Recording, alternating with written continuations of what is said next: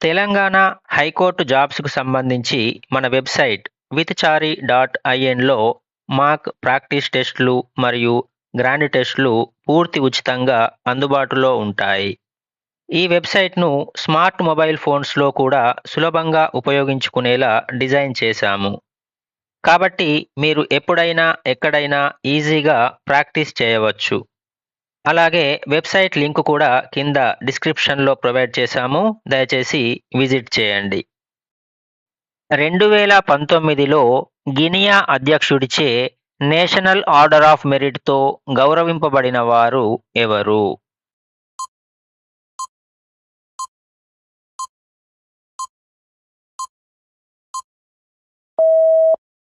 రామ్‌నాథ్ కోవింద్. 2019 ఆగస్టులో అప్పటి భారత రాష్ట్రపతి రామ్‌నాథ్ కోవింద్ గినియా పర్యటనకు వెళ్ళినప్పుడు ఆ దేశ అధ్యక్షుడు ఆల్ఫా కాండే ఆయనకు గినియా యొక్క అత్యున్నత పురస్కారం నేషనల్ ఆర్డర్ ఆఫ్ మెరిట్ ఇచ్చి గౌరవించారు. గినియా దేశాన్ని సందర్శించిన మొదటి భారత రాష్ట్రపతి కూడా రామ్‌నాథ్ కోవిందే కావడం విశేషం. $100 బిలియన్ మార్కెట్ క్యాపిటలైజేషన్ మార్కును చేరుకున్న మొదటి భారతీయ కంపెనీ ఏది?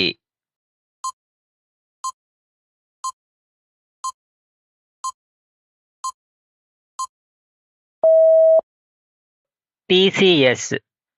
2018 ఏప్రిల్ 23న టాటా కన్సల్టెన్సీ సర్వీసెస్ అంటే టీసీఎస్ $100 బిలియన్ మార్కెట్ క్యాపును అధికారికంగా చేరుకున్న తొలి భారతీయ కంపెనీగా చరిత్ర సృష్టించింది. అయితే అంతకుముందు 2007లో రిలయన్స్ ఈ మార్కును తాకినప్పటికీ రూపాయి విలువ తగ్గడం వల్ల మార్కెట్ ముగిసే సమయానికి అంటే క్లోజింగ్ బేసిస్లో ఆ విలువను నిలబెట్టుకోలేకపోయింది. భారత రాజ్యాంగం పార్లమెంటరీ ప్రజాస్వామ్యం రూపంలో కేంద్రంలో మరియు రాష్ట్రంలోనూ డాష్‌లో పరిపాలనను అందిస్తుంది.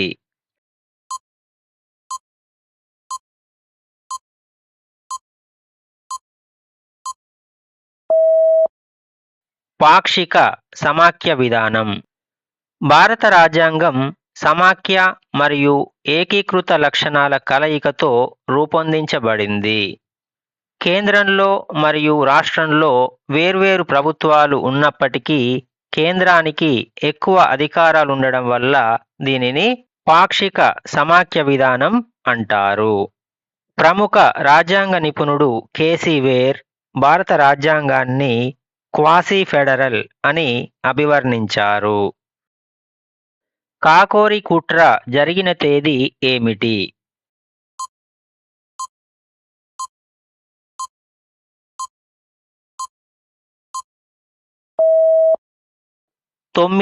ఆగస్టు 9, 1925.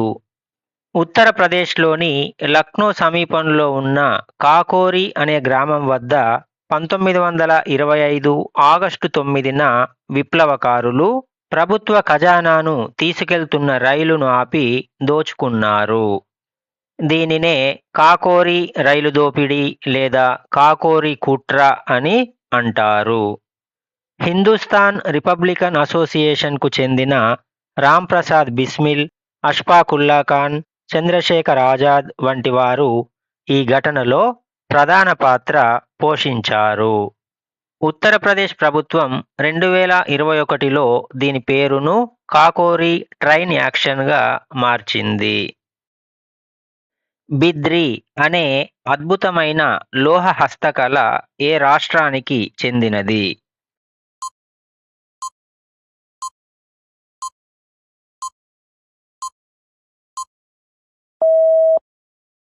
కర్ణాటక.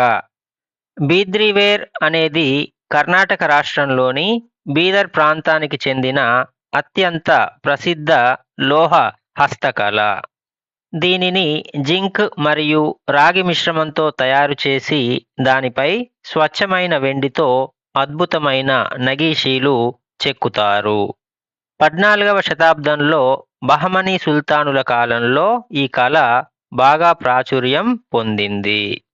ఈ కళకు జియోగ్రాఫికల్ ఇండికేషన్ అంటే జిఐ ట్యాగ్ కూడా లభించింది. ఐసీసీ అంతర్జాతీయ మ్యాచ్ రిఫరీల ప్యానెల్లో నియమింపబడిన మొదటి మాజీ భారత మహిళా క్రికెటర్ ఎవరు?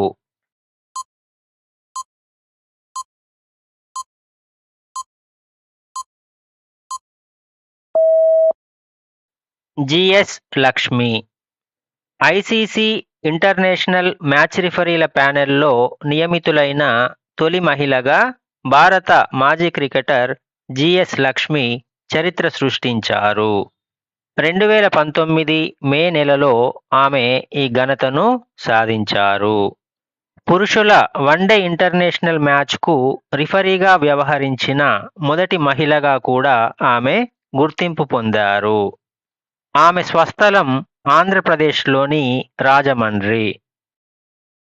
మహెర్ మునీర్ నాటకాన్ని రచించిన భారతీయ స్వాతంత్ర్య సమరయోధురాలు ఎవరు?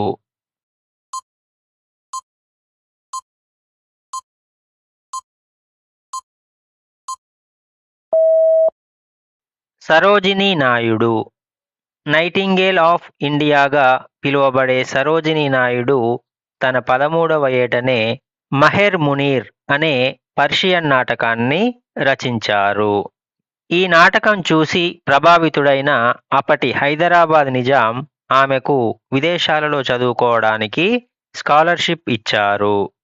ఆమె భారత జాతీయ కాంగ్రెస్కు అధ్యక్షత వహించిన మొదటి భారతీయ మహిళ మరియు స్వతంత్ర భారతదేశంలో ఒక రాష్ట్రానికి అంటే ఉత్తరప్రదేశ్ రాష్ట్రానికి గవర్నర్గా పనిచేసిన తొలి మహిళ కూడా. గాంధీ గైర్హాజరీలో 1923లో నాగపూర్లో సత్యాగ్రహానికి నాయకత్వం వహించింది ఎవరు?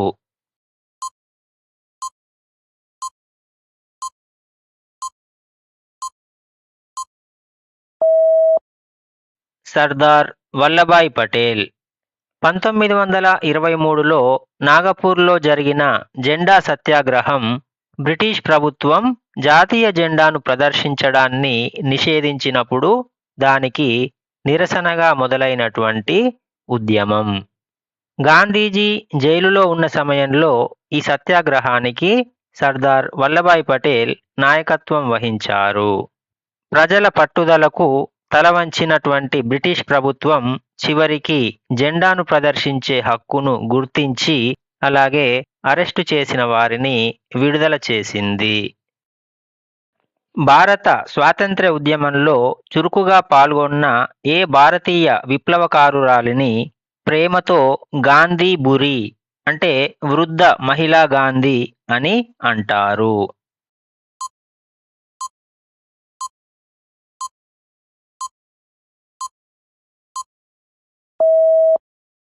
మాతంగిని హజ్రా.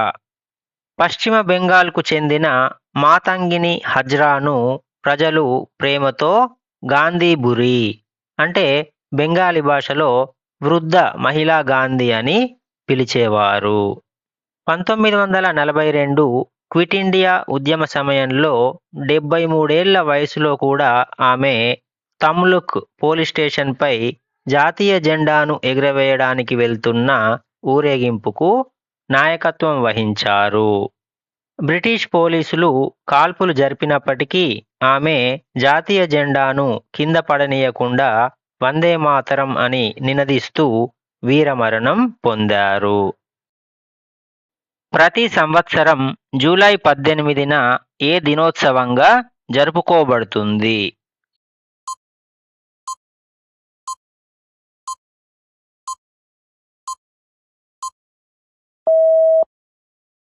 నెల్సన్ మండేలా అంతర్జాతీయ దినోత్సవం.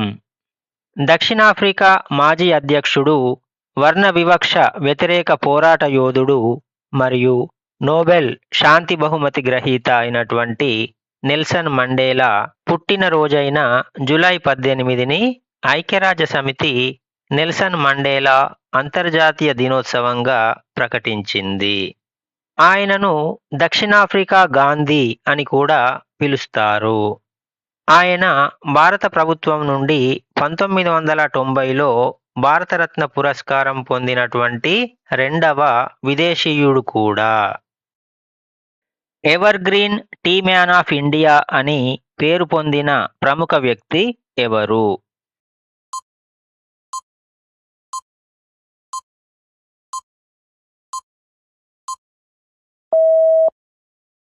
Brij Mohan Khaitan.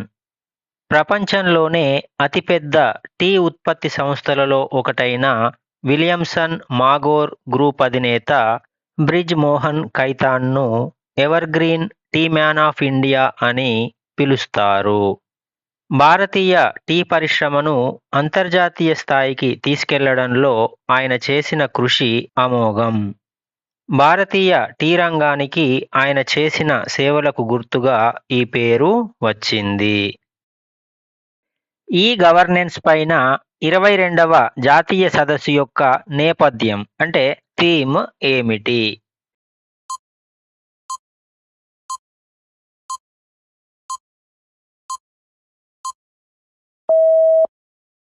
Digital India success to excellence. 2019 ఆగస్టులో మేఘాలయలోని షిల్లాంగ్లో జరిగిన 22వ జాతీయ ఈ గవర్నెన్స్ సదస్సు యొక్క థీమ్ ఏంటంటే digital India success to excellence. ఈశాన్య రాష్ట్రాల్లో ఈ గవర్నెన్స్ సదస్సు జరగడం ఇదే తొలిసారి. డిజిటల్ సేవల ద్వారా ప్రభుత్వ పాలనను మరింత పారదర్శకంగా మరియు వేగంగా ప్రజలకు చేరవేయడం ఈ సదస్సు యొక్క ముఖ్య ఉద్దేశం.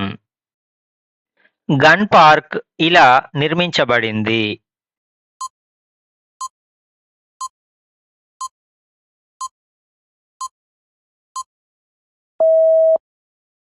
తెలంగాణ అమరవీరుల స్మారక చిహ్నంగా హైదరాబాద్లోని అసెంబ్లీకి ఎదురుగా ఉన్న గన్ పార్కులో 1969 ప్రత్యేక తెలంగాణ ఉద్యమంలో ప్రాణాలు అర్పించిన అమరవీరుల జ్ఞాపకార్థం స్మారక చిహ్నాన్ని నిర్మించారు.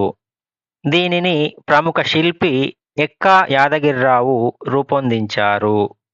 తెలంగాణ రాష్ట్రం ఏర్పడిన తర్వాత ప్రతి ఏటా జూన్ 2న తెలంగాణ ఆవిర్భావ దినోత్సవం సందర్భంగా ఇక్కడ అమరవీరులకు నివాళులర్పించడం ఆనవాయితీగా మారింది.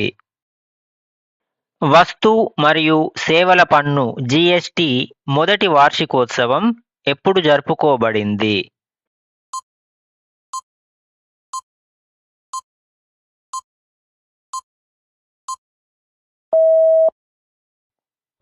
జూలై 2018. భారతదేశంలో వస్తు మరియు సేవల పన్ను అంటే జిఎస్టి 2017 జూలై 1 నుండి అమల్లోకి వచ్చింది. అందువల్ల దాని మొదటి వార్షికోత్సవాన్ని 2018 జూలై 1న జరుపుకున్నారు. ఈ రోజును ప్రభుత్వం ప్రతి ఏటా జిఎస్టి దినోత్సవంగా నిర్వహిస్తోంది. ఒకే దేశం ఒకే పన్ను ఒకే మార్కెట్ అనేది జిఎస్టి యొక్క ప్రధాన నినాదం. 2019లో రామన్ మెగసెసే అవార్డు పొందిన భారతీయుడు ఎవరు?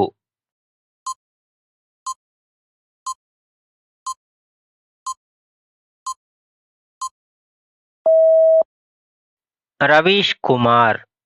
ప్రముఖ హిందీ జర్నలిస్ట్ రవీష్ కుమార్కు 2019 సంవత్సరానికి గాను ప్రతిష్టాత్మకమైన రామన్ మెగసెసే అవార్డు లభించింది. బడుగు బలహీన వర్గాల గొంతుకను వినిపించడంలో మరియు నిజాయితీ గల జర్నలిజాన్ని ప్రదర్శించినందుకు గాను ఆయనకు ఈ గౌరవం దక్కింది. ఈ అవార్డును ఆసియా నోబెల్ ప్రైజ్ అని కూడా పిలుస్తారు. ఈ అవార్డు ఫిలిప్పీన్స్ మాజీ అధ్యక్షుడు రామన్ మెగసెసే జ్ఞాపకార్థం ఇవ్వబడుతుంది. బ్రిటిష్ వారిచే ఉరిశిక్ష విధింపబడ్డ అతిపిన్న వయస్కుడైన విప్లవకారుడు ఎవరు?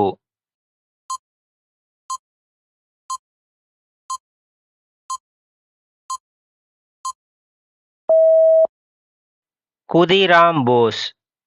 భారత స్వాతంత్ర్య పోరాటంలో బ్రిటిష్ వారిచే ఉరిశిక్షకు గురైన అతిపిన్న వయస్కుడైన విప్లవకారుడు బెంగాల్కు చెందిన ఖుదీరామ్ బోస్. 1908లో ముజఫర్పూర్ బాంబు కేసులో కేవలం 18 ఏళ్ల 8 నెలల వయస్సులోనే ఆయన ఉరికంబం ఎక్కారు. ఉరి తీసే సమయంలో ఆయన చేతిలో భగవద్గీత పట్టుకొని చిరునవ్వుతో వందే మాతరం అని నినదిస్తూ ప్రాణాలర్పించడం దేశవ్యాప్తంగా యువతలో గొప్ప స్ఫూర్తిని నింపింది.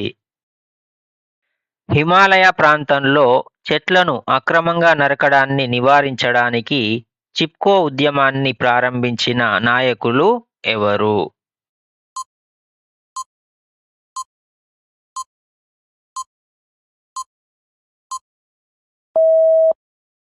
సుందర్లాల్ బహుగుణ. హిమాలయాల్లో చెట్లను నరకడాన్ని నిరసిస్తూ 1973లో ఉత్తరాఖండ్ అంటే అప్పటి ఉత్తరప్రదేశ్లోని గర్వాల్ హిమాలయ ప్రాంతంలో చిప్కో ఉద్యమం ప్రారంభమైంది. ఈ ఉద్యమానికి సుందర్లాల్ బహుగుణ మరియు చండీ ప్రసాద్ భట్ నాయకత్వం వహించారు. చిప్కో అంటే హిందీలో అత్తుకోవడం అని అర్థం. చెట్లను నరకకుండా ప్రజలు వాటిని హత్తుకొని అడ్డుకోవడంతో ఈ ఉద్యమానికి ఆ పేరు వచ్చింది. రాకఫిల్లర్ ఫౌండేషన్ చే ఇవ్వబడు ఫీల్డ్ రీసెర్చ్ మరియు అప్లికేషన్ కొరకు నార్మన్ బోర్లాగ్ అవార్డును పొందిన మొదటి భారతీయుడు ఎవరు?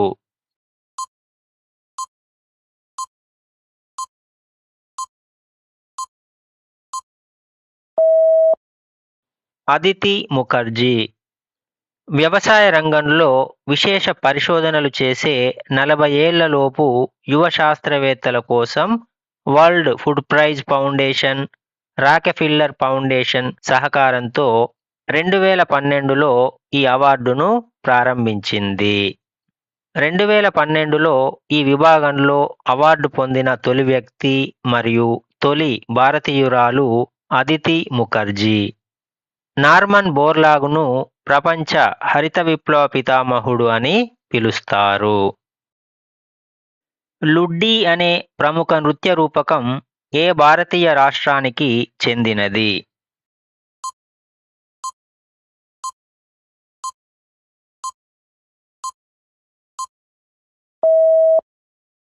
పంజాబ్. లుడ్డీ అనేది పంజాబ్ రాష్ట్రానికి చెందిన ప్రసిద్ధ జానపద నృత్యం. సాధారణంగా ఏదైనా విజయం సాధించినప్పుడు లేదా పండుగ సమయాల్లో పురుషులు తమ సంతోషాన్ని వ్యక్తపరచడానికి ఈ నృత్యాన్ని చేస్తారు. పంజాబ్లో బాంగ్రా ఎంత ప్రసిద్ధమో అలాగే విజయ సూచికగా చేసే ఈ లుడ్డీకి కూడా అంతే ప్రాముఖ్యత ఉంది. అలాగే పంజాబ్లో మహిళలు చేసే ఇలాంటి ఉత్సాహభరితమైన నృత్యాన్ని గిద్దా అని పిలుస్తారు. జీఎస్టీ పాలన అమలుకు అవసరమైన నిబంధనలు 2016లోని డాష్ రాజ్యాంగ సవరణ చట్టంలో ఉన్నాయి.